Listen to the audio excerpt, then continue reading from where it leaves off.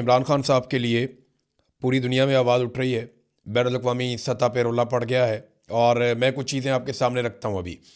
Number एक तो ये है कि 40 से ज़ायद मुमताज़ आलमी माहिरीन तालीम जो हैं और उनके अलावा अवामी दानिश्वरों ने और ह्यूमन राइट्स एक्टिविस्ट, इन्होंने अमेरिका, यूरोपीय यूनियन और दौलत मुश्तरका और OIC के नाम एक ख़त लिखा है। यानी ये दुनिया भर के अंदर ख़त लिखा जा रहा है। अमेरिका के नाम भी लिखा है, यूरोपीय यूनियन के नाम भी लिखा है, दौलत मुश्तरका के नाम भी लिखा है और OIC के नाम भी ये ख़त लिखा गया है। अक़वाम मुत्तहिदा को भी इसमें जो है वो मुखातिब किया गया है। इमरान खान को तिब्बी सहूलियात फ़राहम की जाएँ, इमरान खान साहब के ख़ानदान और डॉक्टर्स तक रसाई दी जाए और सियासी बुनियाद पर जो उनकी कैद है उससे उनको रिहाई दी जाए। अब ये आलमी सतह के बहुत सारे लोग हैं, 40 से ज़ायद लोग हैं और ये बड़े बाअसर लोग हैं दुनिया में।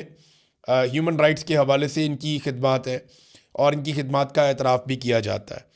तो ये एक डेवलपमेंट है। अब ज़्यादा डिटेल में मैं इसकी नहीं जाता, बस आप ये समझें कि दुनिया में बड़ी तेज़ी से इमरान खान के लिए आवाज़ उठना शुरू हो गई है और ये कामयाबी है इमरान खान साहब के बेटों की, उनकी बहनों की, क्योंकि वो कंटिन्यूसली एंगेजमेंट कर रहे हैं और ओवरसीज़ पाकिस्तानियों का भी इसमें एक हिस्सा है।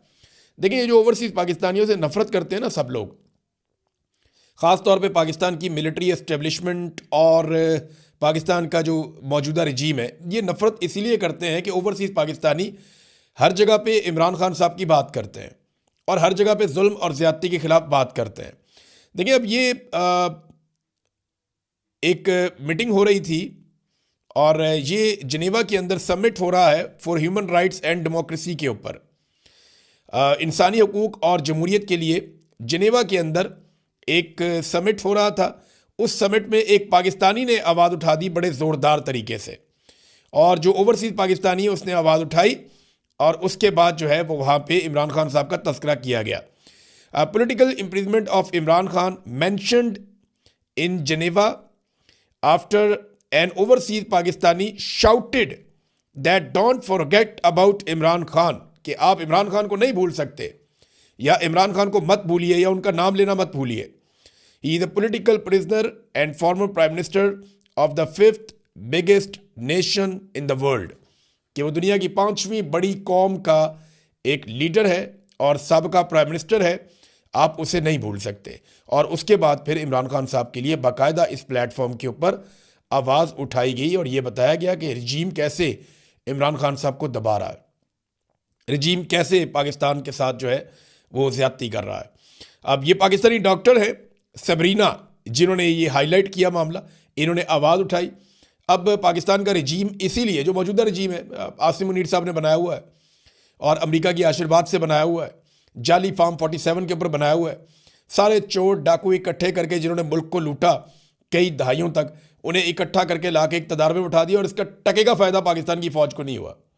ये बात मैं बार बार कहता हूँ कि ये पाकिस्तान की फ़ौज को इसका टके का फ़ायदा नहीं हुआ, बल्कि उल्टा उनका नुकसान हो गया और फ़ायदा चंद लोगों ने उठा लिया। ये माफिया सियासतदान और ये चंद जर्नैल, इन्होंने फ़ायदा उठा लिया और पाकिस्तान की फ़ौज वो पाकिस्तानी अवाम से दूर होती चली गई और ये सब जानते हैं, इसके अंदर ढकी छुपी बात कोई नहीं है।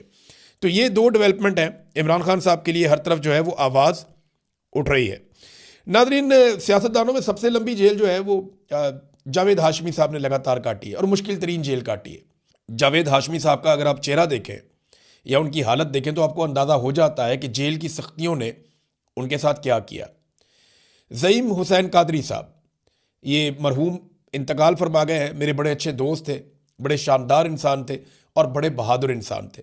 ज़ईम कादरी ने बड़ी कुर्बानियाँ दी नवाज शरीफ के लिए, जमहूरियत के लिए, और मुश्किल वक्त में नवाज शरीफ के साथ खड़े हुए। नवाज शरीफ और शहबाज शरीफ जो है उनकी अहलिया को कहते थे कि ऐसे ही लोग वज़ीर आज़म बनते हैं, ऐसे ही लोग वज़ीर आला और गवर्नर बनते हैं, लेकिन जब उन्हें इक़्तिदार मिला तो उन्होंने ज़ईम कादरी को टके टोकरी कर दिया। फिर ज़ईम कादरी साहब उन्हें छोड़ गए, उनका इंतकाल हो गया, अल्लाह ताला उन्हें गरीक़ रहमत करे। बड़े शानदार इंसान थे। ज़ईम कादरी के वालिद की पीठ में भी छुरा घोंपा वो मुझे बताया करते थे और उनकी पीठ में भी छुरा घोंपा नवाज शरीफ साहब ने। तो ये जिन लोगों ने बहुत मार खाई उनमें ये भी थे। तो जावेद हाशमी साहब जिन्होंने बहुत तकलीफ बर्दाश्त की, इनके जिस्मों पर आज भी आमरीत के निशान है। तो जावेद हाशमी के बकौल 10 साल उन्होंने कहा मैंने जेल काटी है, अगर मुझसे इस तरह का बर्ताव होता जैसा सलूक इमरान खान के साथ किया जा रहा है तो शायद मैं भी डील कर लेता। ये बहुत बुरा सलूक हो रहा है। जावेद हाशमी जैसा बंदा गवाही दे रहा है जिसने आसिफ अली जरदारी से कई 100 गुना मुश्किल जेल काटी है। जरदारी ने तो जेल काटी नहीं ना, वो तो कोठियों के अंदर, अस्पतालों के अंदर, वीआईपी कल्चर, बाकायदा स्वीट्स के अंदर वो रहे हैं जरदारी साहब, वो तो बहुत इंजॉय करते रहे और उनकी जेल तो जेल थी ही नहीं चंद दिनों के अलावा। तो जावेद हाशमी की जेल जेल थी। अब जरदारी साहब को जेलसी हो रही है इमरान खान से कि यार ये इतना आगे निकल गया, इतना बहादुर हो गया और हम लोग बहुत पीछे रह गए, हम जेल नहीं काट सके, इमरान खान जेल काट गया। तो जरदारी साहब की वो जेलसी अब उनके चेहरे पे, उनके रवैये में, उनकी बातों में नजर आ रही है। लेकिन जावेद हाशमी जो रियल वर्कर है, जिसने जेन्युइनली मार खाई है, जिसकी सारा पाकिस्तान गवाही देता है, वो शख्स कहता है कि इमरान खान को मुझसे भी मुश्किल हालात में रखा गया।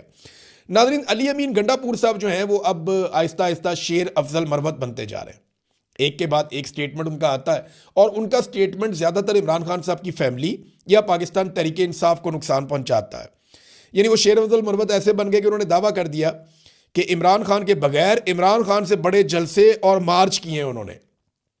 इमरान खान के बगैर इमरान खान से बड़े जलसे और मार्च किए तो करें ना। अभी वो तो इमरान खान के नाम पे लोग निकलते थे, वो तो इमरान खान साहब कहते थे तो लोग निकलते थे, कॉल तो इमरान खान की जानिब से आती थी।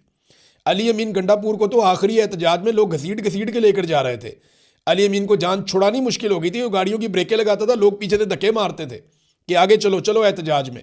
आखिरी मरतबा अली अमीन गंडापुर को बादल नखास्ता एहतजाज में जाना पड़ा और ये फंसे हुए थे। और ये बहुत सारी ऐसी वीडियोस हैं जहां पे गंडापुर साहब को लोग पुश कर रहे थे कि चलो चलो एहतजाज में आगे बढ़ो, रुकते क्यों हो, कोई आराम नहीं करना, आगे बढ़ना है। तो ये गंडापुर के साथ हो रहा था।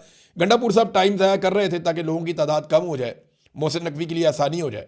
लेकिन लोग ज़बरदस्ती गंडापुर को आगे की तरफ धकेल रहे थे और तंग आगे बुशरा बीबी फिर अली अमीन गंडापुर से काफ़ी आगे चली गई कि ये तो आगे जाता नहीं है तो मैं तो जाऊं, कारकुनों को लेकर कम से कम मैं तो वहां पहुंचूं जो इमरान खान साहब ने कहा हुआ है।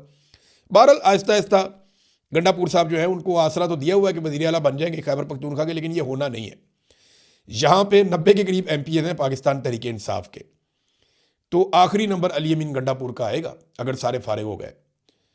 क्योंकि अगर किसी को ये लगता है कि सुहेल अफरीदी को हटा के वो गंडापुर को बना लेंगे तो इससे दो नुकसान होंगे। एक तो गंडापुर बनेंगे भी नहीं, एक और तोहफा मिलेगा पाकिस्तान तहरीक इंसाफ की जानिब से एस्टेब्लिशमेंट को। और अगर सुहेल को हटा दिया तो सुहेल पहले से ज़्यादा ख़तरनाक हो जाएगा और सुहेल के पास फ्री हैंड हो जाएगा, बहुत सारी जिम्मेदारियां ख़त्म हो जाएंगी और बड़ा लीडर भी बन जाएगा। और फिर वो तहरीक खुलकर चलाएगा जो चलाना चाहते हैं सुहेल अफरीदी, जो वो कह रहे हैं कि इमरान खान रिहाई फोर्स में बना रहा हूँ, तो वो उसके ऊपर ज़्यादा मेहनत कर पाएंगे। नाज़रीन, डील की बातें हो रही हैं, कभी राणा सनाउल्लाह कहते हैं, कभी अली अमीन गंडापुर कहते हैं, कभी शेर अफजल मरवत कहते हैं, कभी जावेद लतीफ़ कहते हैं, कभी कोई और लोग कहते हैं, इमरान खान की बहनें भी कहती हैं, इमरान खान भी कहता है कि मैं तो डील नहीं ले रहा अपने लिए, पाकिस्तान के लिए मेरे साथ बात करो, रास्ता निकालो, इलेक्शन करवाओ, मैं तैयार हूँ, मैं किसी से बदला नहीं लूँगा, लेकिन इंसाफ तो करना पड़ेगा।